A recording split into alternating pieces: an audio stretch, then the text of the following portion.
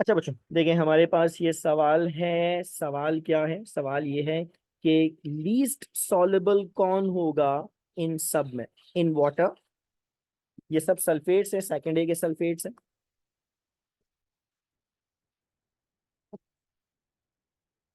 Second ए के sulphates जहन में रख लो। डाउन द ग्रुप सॉलिबिलिटी कम होती है। क्यों होती है, रीजन समझाएंगे। Down the group solubility decrease करती है,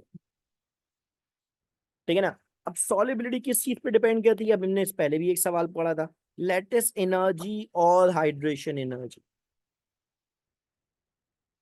ठीक है ना। जब लैटिस एनर्जी ज्यादा हो ओवर द हाइड्रेशन एनर्जी, तो फिर ऐसे में लो सॉलिबिलिटी होती है।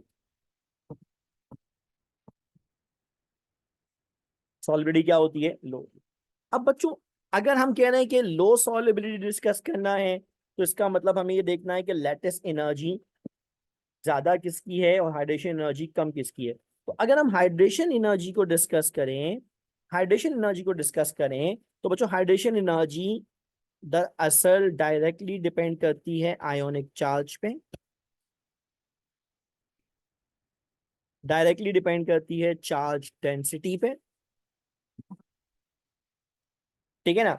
अब अगर आयोनिक चार्ज ज्यादा होगा, चार्ज डेंसिटी ज्यादा होगी, रेडियस आयोनिक साइज कम होगा, हाइड्रेशन एनर्जी ज्यादा होगी। अब क्योंकि डाउन द ग्रुप जाते हुए आयोनिक साइज बढ़ रहा होता है,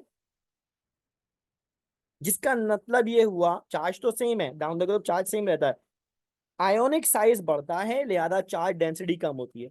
अब क्योंकि down the group hydration energy कम हो रही है, down the group hydration energy कम हो रही है over the lattice energy, down the group hydration energy कम हो रही है, इसका मतलब ये हुआ कि down the group solubility of the sulphate भी कम हो रही है।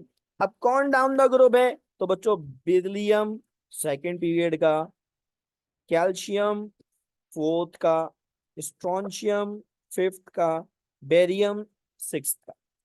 अब इसका मतलब बॉटम ऑफ द ग्रुप में बैरियम लाई कर रहा है, लिहाजा बैरियम सल्फेट की जो सॉलिबिलिटी है वो सबसे कम होनी चाहिए, लीस्ट सॉलेबल इन वाटर होना चाहिए। क्यों? क्योंकि बैरियम का आयोनिक साइज सबसे बड़ा है, चार्ज डेंसिटी सबसे कम है, हाइड्रेशन एनर्जी सबसे कम है ओवर द लैटिस एनर्जी। जब हाइड्रेशन एनर्जी कम हो तो फिर सॉलिबिलिटी भी कम होगी, सॉलिबिलिटी भी क्या होती है? कम।